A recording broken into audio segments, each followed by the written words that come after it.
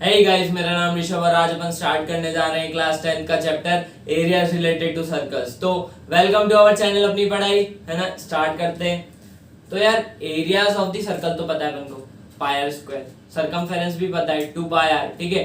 पर यहाँ पे अपन से बात की है एरियाज रिलेटेड टू सर्कल्स, तो कहीं ना कहीं इस नाम से हमको समझ आता है कि एरियाज रिलेटेड टू सर्कल्स यानी कुछ ऐसे एरियाज जिसमें सर्कल्स आते हो।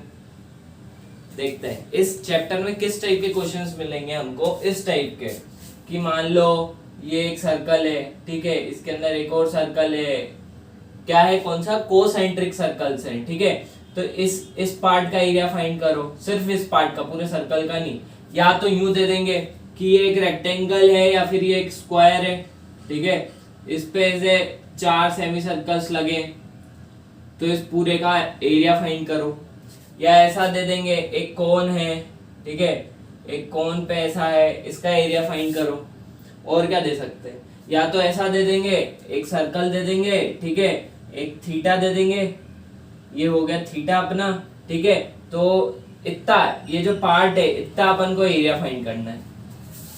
या और क्या दे देंगे, इसी चीज में अपन को यहीं पे एक और सर्कल दे देंगे, एक और सर्कल दे देंगे, थोड़ा ठीक ठाक बना रहा हूँ, ठीक है। फिर यहाँ सेंटर से एक और थीटा दे देंगे और बोल देंगे कि ये जो है ये पॉइंट और ये पॉइंट को ज्वाइन करो, ये एरिया फाइंड करो, ठीक है।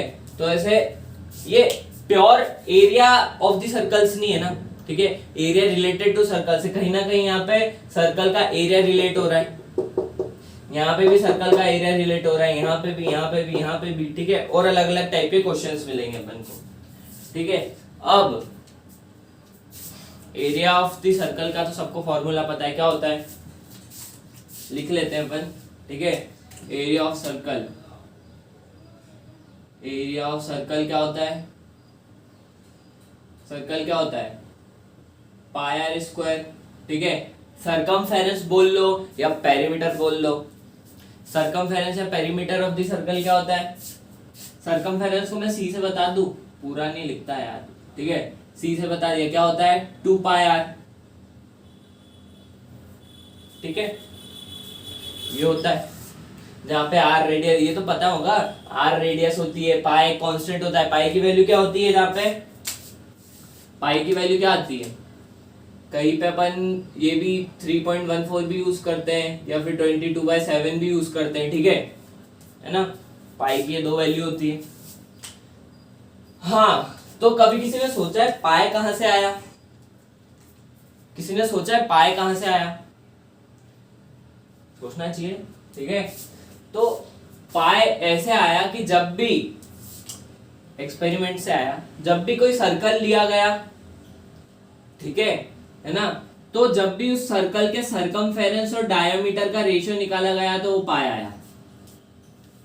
क्या, जब भी मान लो किसी ने ये सर्कल लिया, ठीक है, तो इसका जो सरकमफेरेंस उनने पता कर लिया किसी तरीके से, ठीक है, और इसका डायमीटर भी पता चल गया उनको, ठीक है। तो जब भी सरकमफेरेंस, सरकमफेरेंस या पेरीमीटर बोल लो, पेरीमीटर या सरकमफेरेंस का इस डायमीटर के साथ रेशियो निकाला गया तो पाई आया, है ना।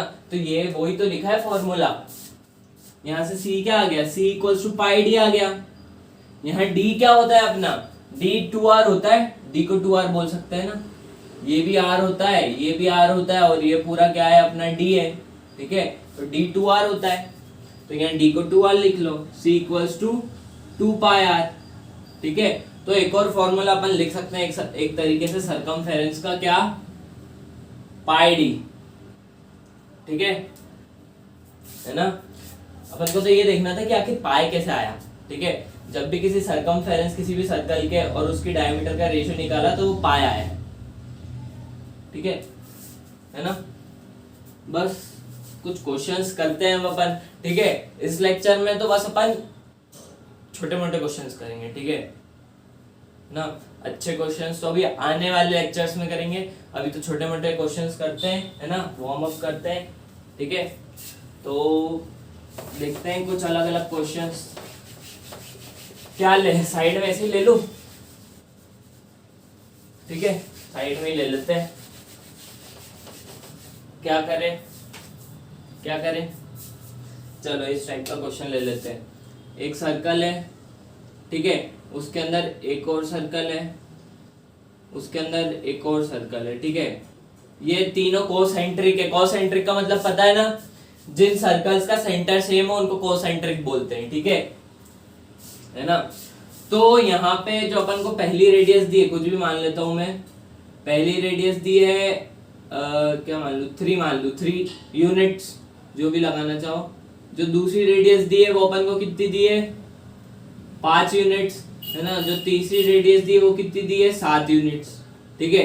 तो अब अपन को बोल दिया कि अपन को कौन सा एरिया फाइंड करना है। सबसे पहले तो अपन को ये सर्कल 1 सर्कल 2 नाम दे दो, ठीक है। अंदर वाले का सर्कल 1, बाहर वाले का सर्कल 2 और उससे भी बाहर वाले का सर्कल 3, ठीक है।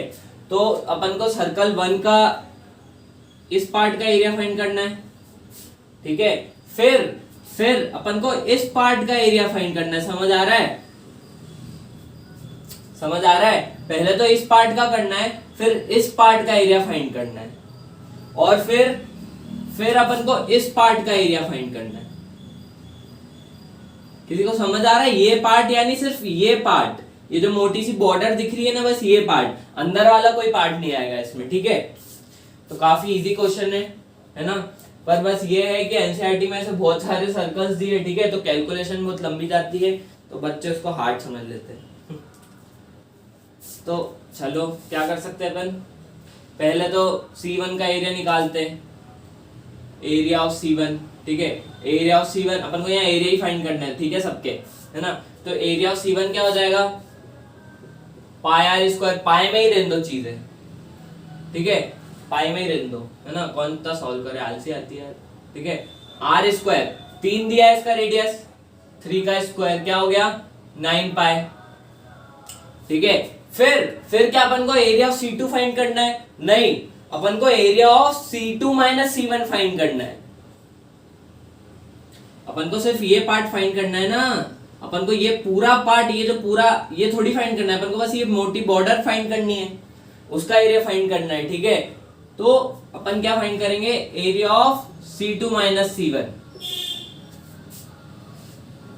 Area of C2 minus C1 क्या हो जाएगा, area of C2 minus area of C1, ठीक है। तो एरिया ऑफ C2 क्या हो जाएगा, वो भी पाई आर स्क्वायर होगा, ठीक है, पर इस बार आर चेंज हो जाएगा। और एरिया ऑफ C1 अपन ने निकाल रखा है 9 पाई, ठीक है। C2 का रेडियस क्या है, 5 है, 5 यूनिट्स है ना। तो ये 5 का स्क्वायर माइनस 9 पाई, ठीक है। ये क्या हो गया, 25 पाई माइनस 9 पाई, क्या हो गया ये, 16 पाई। ये ग्रीन कलर दिख रहा है कि नहीं, चलो क्लियर दिख रहा है, ठीक है, 16 पाई, ठीक है ना। और अब क्या, अब ये वाले पार्ट का अब क्या फाइंड करना है अपन को, सिर्फ ये मोटी बॉर्डर, ये मोटी बॉर्डर यानी क्या, C3 माइनस C2 का एरिया, ये मोटी बॉर्डर यानी क्या, C3 का पूरा एरिया, ये मोटी बॉर्डर फाइंड करनी है ना, तो C3 का पूरा एरिया माइनस C2 का एरिया। समझ आ रहा है, ठीक है। तो क्या अपन को अब क्या फाइंड करना है, area of C3 minus C2, ठीक है। तो area of C3 minus C2 क्या हो जाएगा, एरिया ऑफ C3 लिख दो माइनस एरिया ऑफ सर्कल 2 कर दो, तो एरिया ऑफ C3 क्या है, पाई आर स्क्वायर हो जाएगा, कुछ या रेडियस कुछ होगी, ठीक है। एरिया ऑफ C2 अपन ने यहाँ निकाला था, एरिया ऑफ C2 25 पाई है, ठीक है, चेक कर लो। रेडियस क्या है इस वाले की, 7 है, तो क्या हो जाएगा, 7 का स्क्वायर माइनस 25 पाई, है ना। ये क्या हो गया, 49 पाई माइनस 25 पाई, तो ये क्या आ गया, 24 पाई, ठीक है। काफी इजी क्वेश्चन है ये, है ना, काफी इजी है, ठीक है। रब कर दूं, या रब कर दो,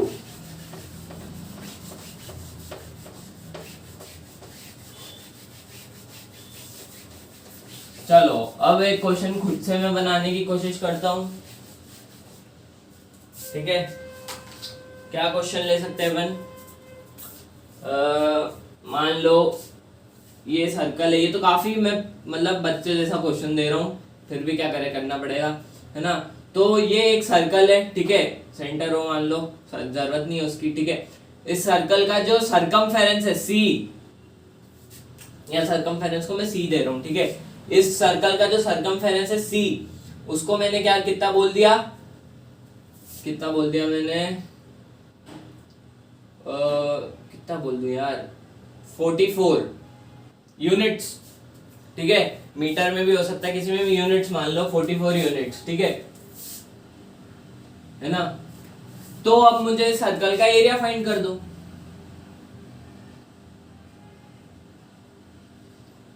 इस सर्कल का एरिया फाइंड कर दो। कर सकते हैं हम ऐसा, क्यों नहीं कर सकते, बिल्कुल कर सकते हैं, ठीक है। तो करते हैं।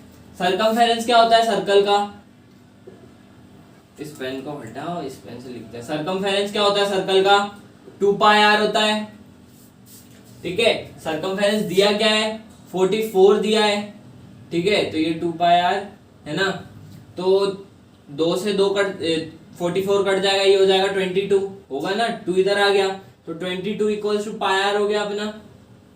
समझ आ रहा है ये, ठीक है। पाई की वैल्यू अपन क्या रख सकते हैं, मुझे लगता है 22/7 रखना ज्यादा सही रहेगा, ठीक है। 3.14 से तो कॉम्प्लिकेशन ही बढ़ेगा, ठीक है। यहाँ 22/7 रख दो, ठीक है। तो इसको पूरे को उधर ले जाएंगे तो क्या हो जाएगा, 7 into 22/22 into equals to r, ठीक है। तो 22 से 22 कट गया, आर आ गया अपना 7, ठीक है। इसी के साथ अगर एरिया निकालना हो तो एरिया क्या हो जाएगा, पाई आर स्क्वायर, ठीक है। पाई क्या होता है 22/7, आर स्क्वायर, आर क्या है अपना 7 यूनिट्स, तो 7 इंटू 7, ठीक है। तो ये कट गया, 22 इंटू 7 कर लो क्या होता है, ठीक है ना। अब कुछ बड़े क्वेश्चन ट्राई करते हैं, ठीक है। तो उसके लिए स्क्रीन कटेगी, ठीक है ना। तो अभी मिलते हैं। हाँ, तो ये ले लिया एक क्वेश्चन, ठीक है। एग्जाम्पल है ये अपना एनसीईआरटी का एक, ठीक है। तो सॉल्व करते हैं इसको भी।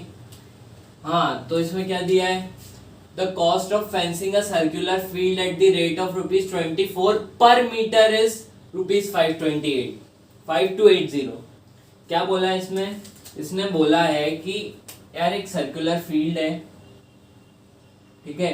पेन खत्म हो गया है ठीक है। इसने क्या बोला, एक सर्कुलर फील्ड है जिसकी बाउंड्री पे फेंसिंग करने की जो कॉस्ट है वो ₹24 पर मीटर है। उसको लगे कितने, 5280, 5280। यानी अपन निकाल सकते हैं कि आखिर सरकमफेरेंस क्या होगा इसका, अरे ₹24 पर मीटर है, ठीक है ना। फेंसिंग करने के ₹24 पर मीटर है और इसके टोटल इतने लगे हैं, ठीक है। तो अपन इसको उससे डिवाइड करके निकाल लेंगे सरकमफेरेंस की आखिर कितना मीटर है। समझ आ रहा है। बाहर बारिश हो रही है, आवाज आ रही होगी, तो सॉरी यार उसके लिए, वैसे तो बहुत सारी आवाज आती रहती है, ठीक है।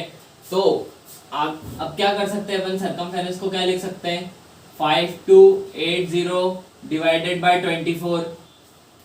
किसी को समझ आया ये, किसको नहीं आया, ठीक है। पर मीटर की 24 है, ₹24 पर मीटर है फेंसिंग करने का, है ना। टोटल उसको इतना लगा है, तो अपन टोटल डिवाइडेड बाय 24 कर देंगे ना सरकमफेरेंस निकालने के लिए, ठीक है ना। तो अब काट देते हैं इसको, किससे कटेगा, 6 से कटेगा, ये 4 से कट, चलो अपन काटते हैं, ठीक है।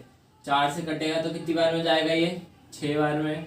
ये कटेगा तो 1 3 2 0, क्या हो रहा है बाहर देखो, अब सब्जी वाले भी आ गए, ठीक है। अब किससे कट रहा है, ये 3 से कट रहा है क्या, और 3 से कट रहा है, ठीक है। तो ये क्या हो गया, 4 4 0, 2 से भी कट रहा है, मतलब 24 से कट ही रहा है, 2 2 0। सरकमफेरेंस क्या आ गया, 220 मीटर। अपना सरकमफेरेंस क्या आ गया 220 मीटर। अपन को क्या बोला था कि ये जो इसकी यहाँ पे फेंसिंग करने की कॉस्ट है पर मीटर 24 है, उसको टोटल इतने लगे, यानी दिस डिवाइडेड बाय दैट इतने मीटर होगा पूरा सरकमफेरेंस। ठीक है, चलो अब क्या फाइंड करना है, the field is to be plugged at the rate of rupees 0.5 पर मीटर स्क्वायर।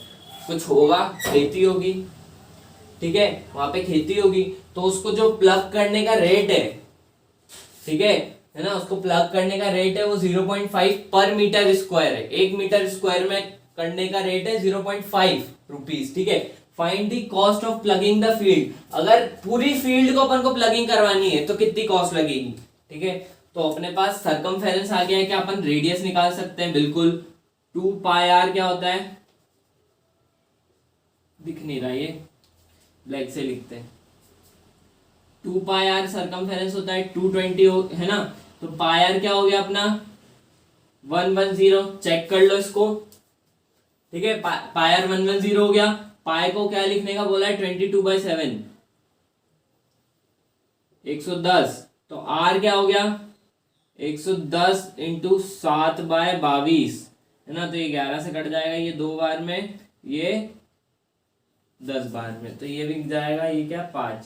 ठीक है, तो रेडियस क्या आ गई अपनी यहाँ से 35 मीटर। 35 मीटर आ गई। क्या अपन इसका एरिया निकाल सकते हैं, रेडियस है तो बिल्कुल निकाल सकते हैं। एरिया क्या हो जाएगा सर, उस फील्ड का एरिया क्या हो जाएगा पाई आर स्क्वायर। पाई क्या लेना है 22/7, आर क्या है 35 का स्क्वायर, 35 इंटू 35। ठीक है, तो इसको काट दो, 7 के टेबल में 5 बार में आता है 35। 5 इंटू 22 कितना आएगा 110, अभी कटा था इसलिए पता है। ठीक है, 110 इंटू 35, इसको ऐसे ही रहने देते हैं। ठीक है, ये क्या आ गया अपना मीटर स्क्वायर। अब इतना मीटर स्क्वायर है, पर मीटर स्क्वायर 0.5 रुपीज लगने हैं।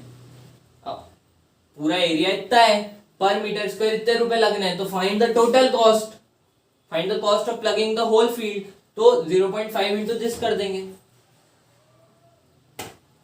0.5 इंटू दिस कर देंगे। कॉस्ट क्या हो जाएगी 110 इंटू 35 इंटू 0.5। ठीक है, तो 0.5 को क्या मैं हाफ लिख सकता हूँ, है ना, हाफ भी लिख सकते हैं। तो ये कितनी बार में कट जाएगा 55 बार में। अब 55 इंटू 35 कर लो, 55 इंटू 35 कर लो, क्या आएगा, करूँ क्या, चलो करते हैं। 55 इंटू 35, 5 5 जा 25, 5 5 जा 25, 27, 3 5 जा 15, 3 5 जा 15, 15 16। ठीक है, तो क्या आ गया 5 1 2 9 1925 रुपीज 1925। कितने लगेंगे अपन को ये पूरी फील्ड को प्लग करवाने में 1925। निपट गया ये क्वेश्चन भी। ठीक है ना, एक और क्वेश्चन करते हैं अपन। ठीक है, ये वाला मैं मन से बनाने की कोशिश करता हूँ।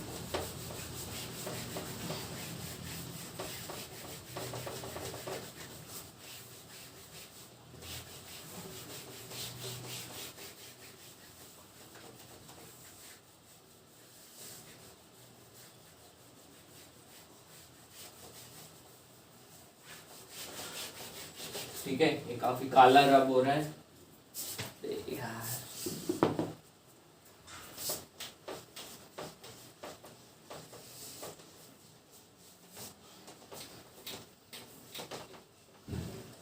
चलो, तो क्या बना सकते हैं यार क्वेश्चन। देखो अपन को 2 सर्कल दे दिए। ठीक है, क्वेश्चन कुछ इस टाइप का है, अपन को 2 सर्कल दे दिए। ठीक है, जो पहला सर्कल है उसकी रेडियस कुछ भी मान लेते हैं यार, 5 मीटर मान लेते हैं। ठीक है, जो दूसरा सर्कल है उसकी रेडियस क्या मान ले, जो दूसरा सर्कल है उसकी रेडियस क्या मान ले, उसकी रेडियस 6 मान लेते हैं, 6 मीटर। ठीक है, तो अब अपन को क्या फाइंड करना है, अपन को एक ऐसा सर्कल फाइंड करना है जिसका सरकमफेरेंस इन दोनों के सरकमफेरेंस के इक्वल हो।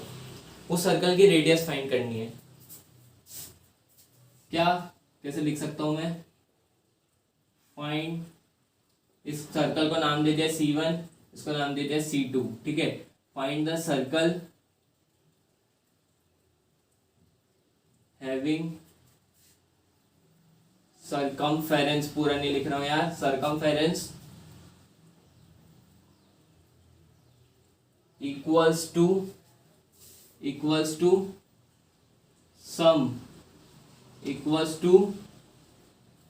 सम ऑफ